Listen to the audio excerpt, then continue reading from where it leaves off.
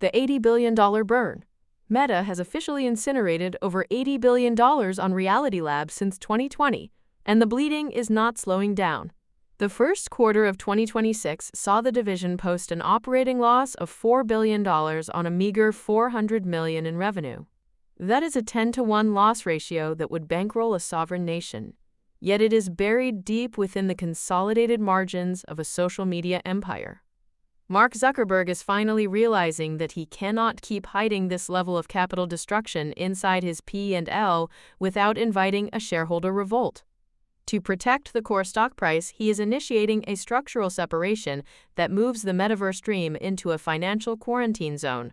This pivot away from integrated growth is the first step toward the Reality Labs containment strategy. The pivot to AI Wearables. The internal memo leaked in June 2026 confirms the shift. The Metaverse is out, and AI wearables are in.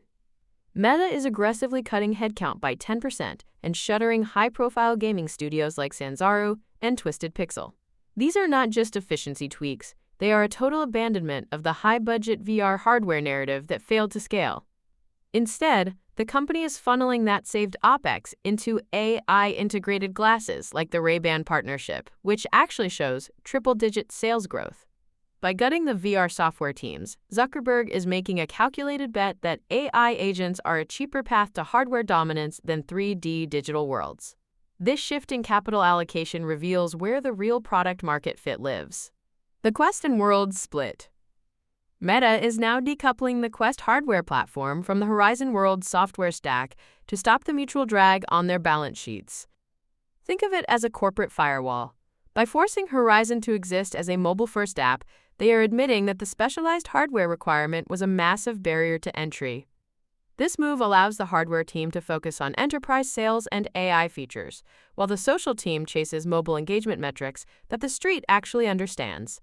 This restructuring aims to isolate the massive research and development costs of the headsets from the operational expenses of a failing social network.